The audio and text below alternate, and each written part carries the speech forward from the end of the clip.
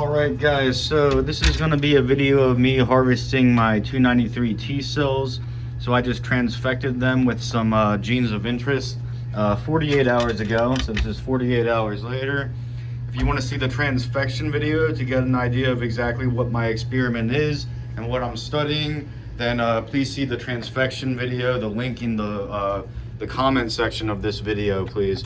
I've also, what I'm planning to do here essentially is basically I passed and plated my 293 T cells, so I have a video on that as well, a link in the comment section also. And then I transfected, obviously, and now I'm harvesting for a Western Blot.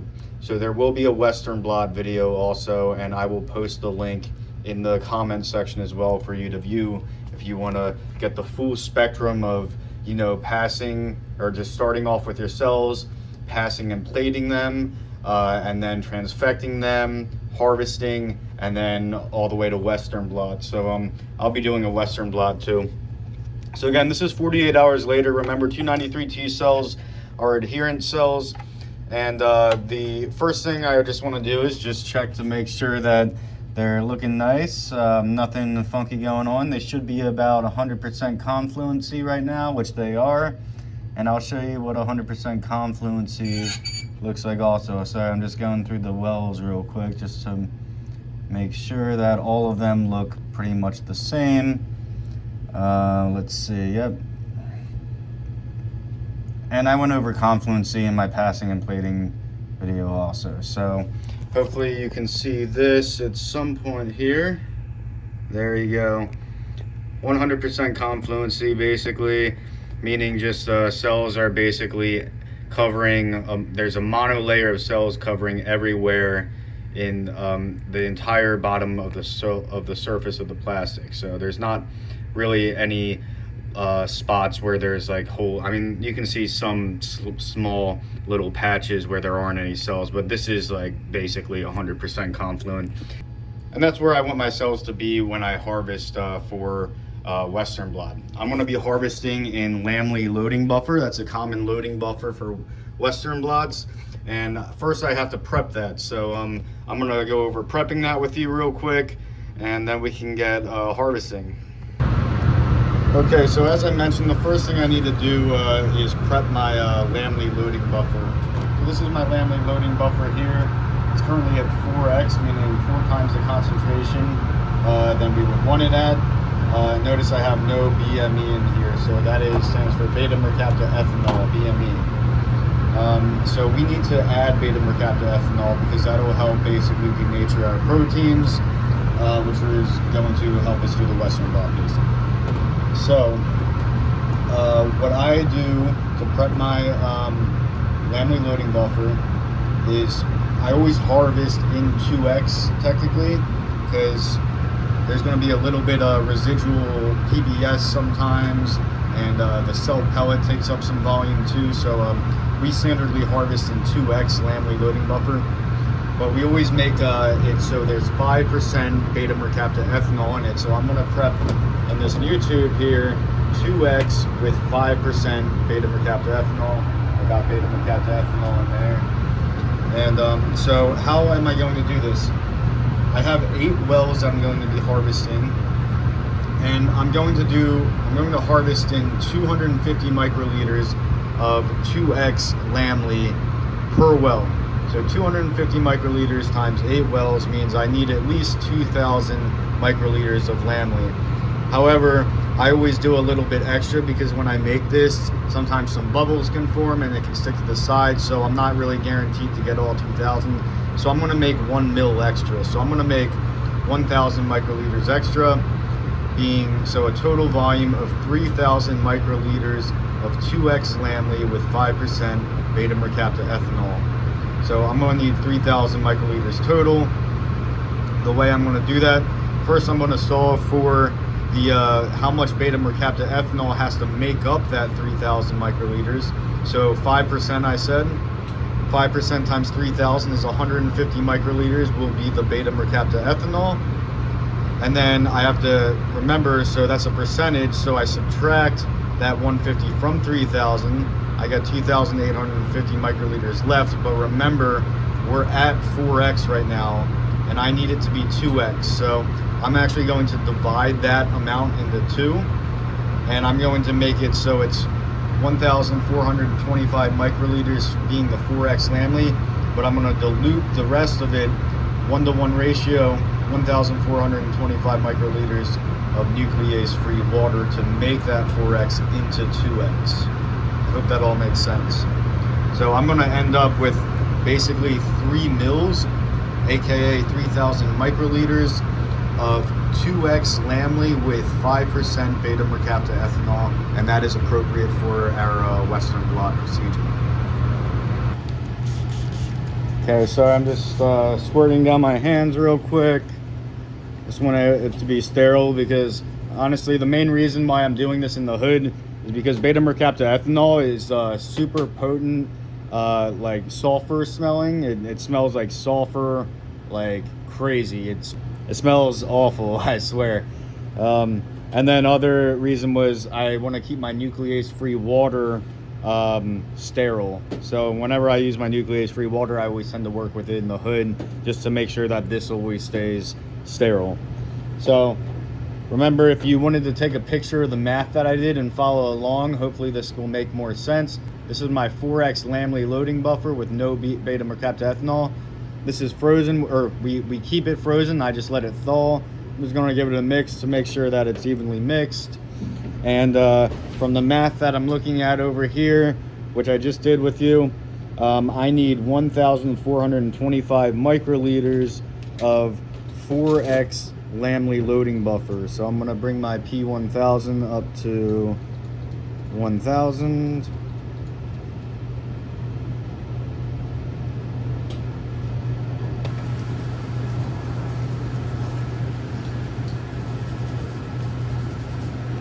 All right, so I need 1,425 microliters of 4x. I like to loosen all the tops to begin with just before I start working, just it makes it a little easier before I got stuff going on in like both hands all the time, you know. So I'm doing 1,425 microliters of the 4x.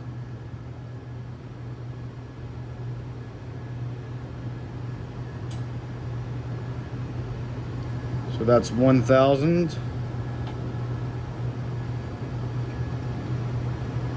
This is a little sticky, so I let it kind of drip and accumulate at the bottom of the pipette tip, because that's definitely significant volume that could be lost. And I'll just kind of empty it a couple times.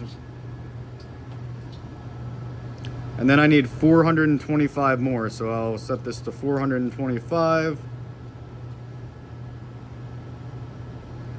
425.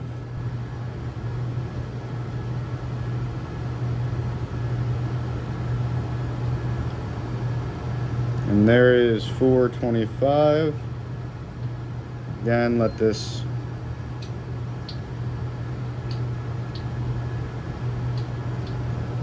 cool. And now I need 1,425 microliters of my nuclease free water to make that into 2x.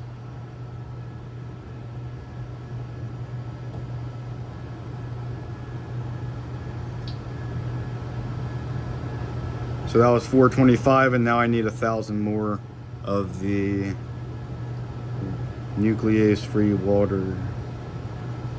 And that's just simply diluting my Laemmli in half to make it 2x, which is the concentration that I wanted at to harvest.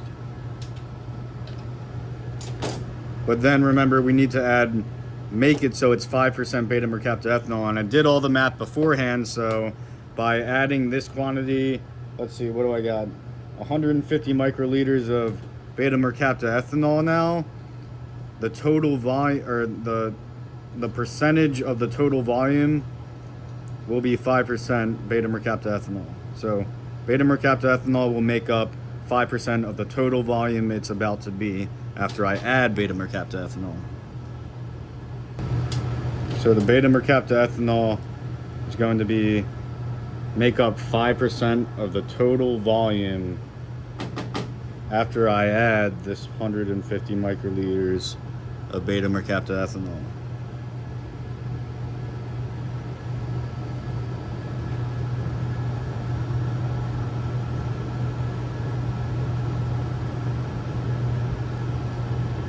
Just pipetting up and down a little bit to mix. But honestly, I also invert it, and that's where some of the bubbles come in. And that's why I usually make a little bit extra. That's why I made that 1 mil extra, that 1,000 microliters extra. So I can now label this 2X.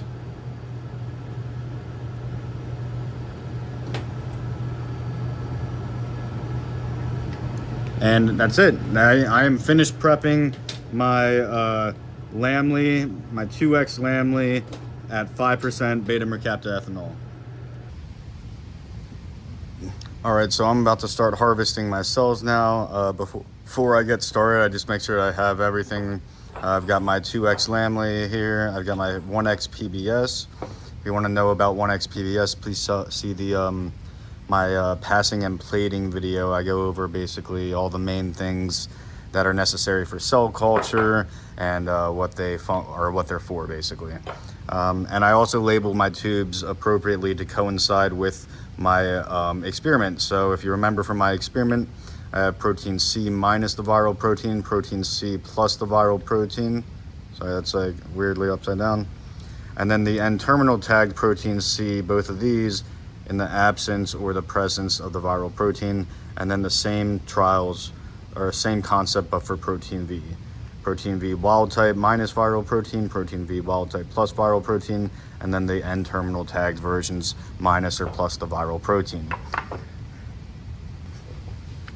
Okay, so the first thing that we have to do is we have to remove the media. Remember, these cells are attached to the cell surface, so I can simply just slowly suck out the media and discard it here.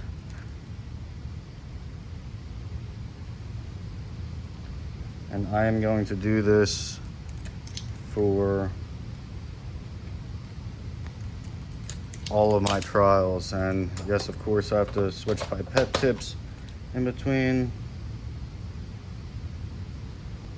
And I'm always just I always make sure to go into the edge of the each well, just to make sure I don't like accidentally scratch a bunch of the cells off of the surface.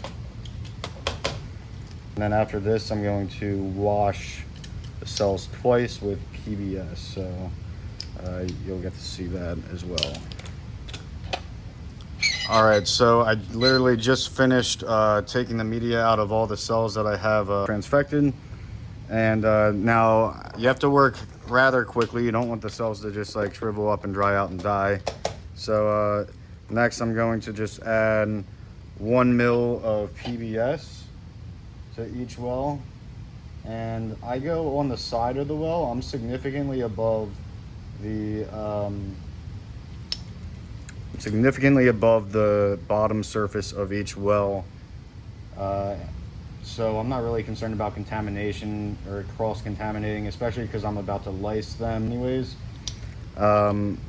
So what I do is I go on the side of the well and slowly push the PBS out, because I don't want to spray the cells directly right now, because then they'll flake off of the bottom of the wells, and I don't necessarily want them to do that right now. I mean, I could, and then I could just wash by centrifuging and adding more PBS and resuspending the cells and then centrifuging again, but I just find this a little bit faster.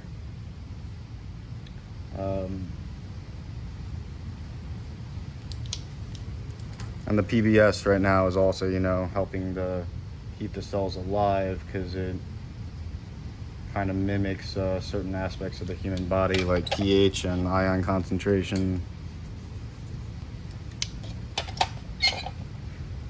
And then once the PBS is in there, again, I just want to wash them. So I'm just going to slowly kind of maybe rock this back and forth. I don't want to be too vigorous because I don't want the cells to come off yet. As I mentioned, this is a faster method. If I did see cells coming off though, I would basically probably suck up the PBS that's in the wells and just spray them hard, spray the cells hard so they all do come off. And I would transfer all those cells into separate tubes. I would centrifuge them to pellet them, and then I would remove the PBS supernatant, and then I would add more PBS. I would vortex to resuspend the cells in the new PBS, and then I would centrifuge again to pellet them. So that would be considered washing them again. So now I'm gonna suck out this PBS, because again, I wanna wash twice.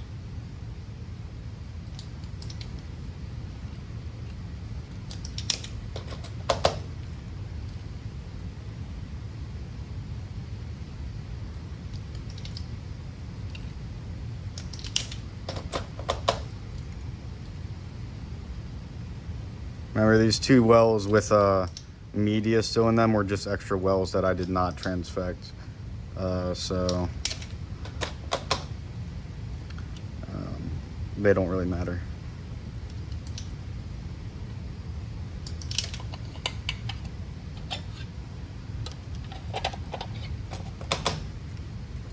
All right, so this is the second wash now. Just going to, again, I'm significantly above the surface, the bottom surface of the wells right now.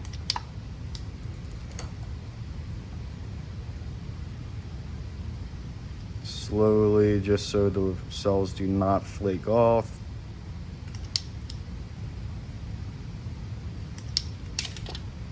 Awesome. So then same thing, I'm just gonna rock it back and forth slightly just to get rid of, washing gets rid of that some of that excess residual media and some cell debris if there's any dead cells floating around, you know.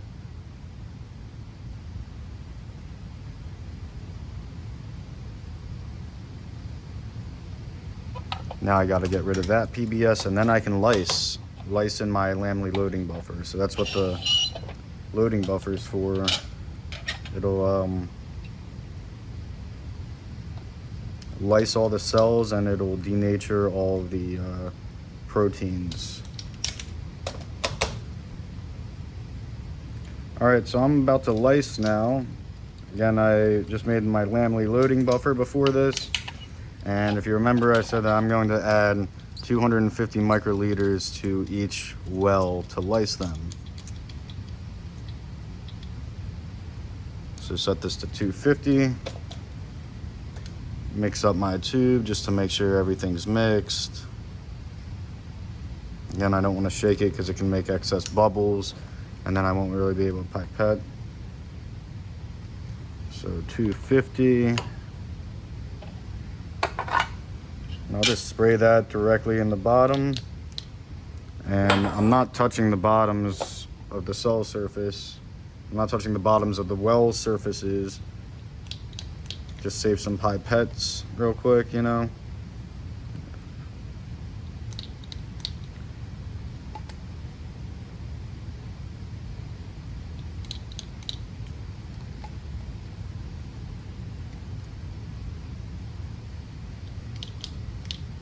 All right, so that is lysing our cells right now. And I'll kind of circle it back and forth. Looks like it's pretty sticky though. When you do lyse in Laemmli, it can definitely become pretty viscous, and that's just because of all the DNA being released.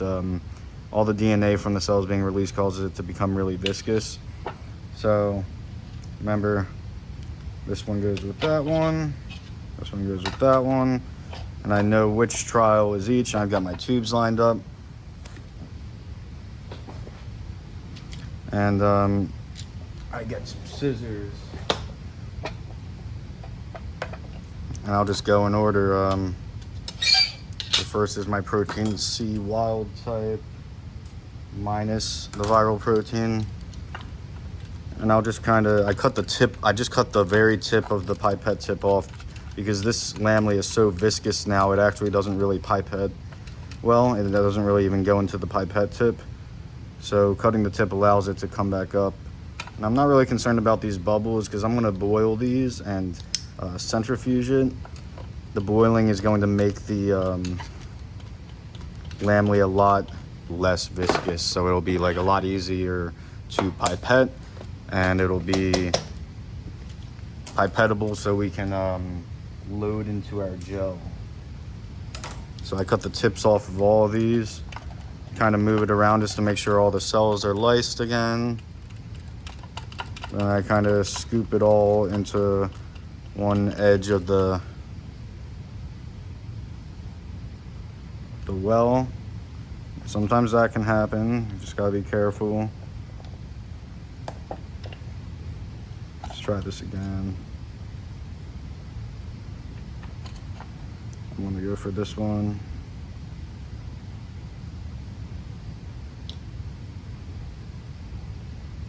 It does take a little bit of patience sometimes, especially because it's so sticky like that. I'm not sure how well you can see, but it's super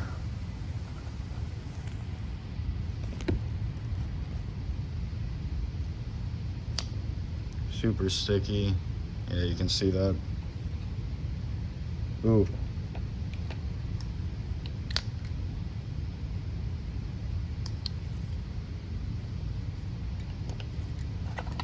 And I'm just going to do this for all of the trials, and I'm just going to get them into their right, just going to get them into their right tubes, you know?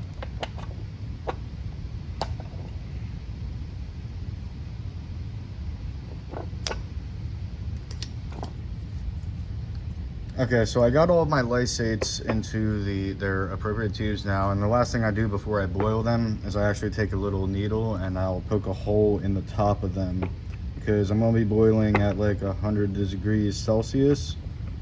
And what can happen if I don't do this is all that pressure and heat builds up on the inside, and the caps will just spontaneously bust open, and you can absolutely lose some of your samples that way. I definitely know that from experience.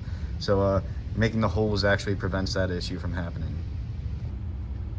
Okay, so I've got my lysates heating right now, again about 100 degrees Celsius, and until it makes the lysates easy enough to pipette super easily. It should be about the consistency of water. It should pipette very easily, or it's not ready to go into the gel.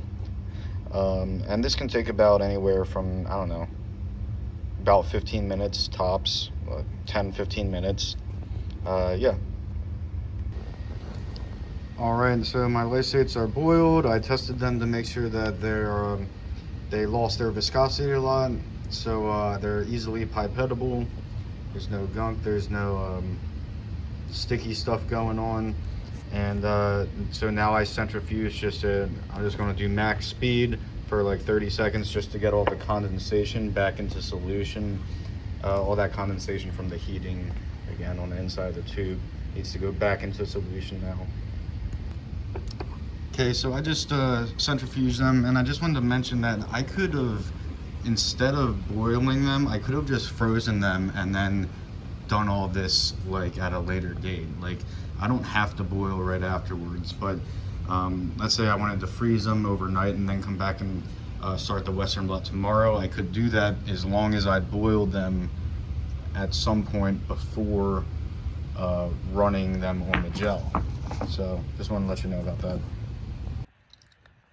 And that's it, guys, for harvesting. So I can just take my lysates right now, and I could either freeze them and start the Western later, but I'm going to actually put them on the gel now and start gel electrophoresis for the Western Blot that I'm doing. So you can go ahead and click on the link to the Western Blot video, unless the Western Blot is integrated into this video.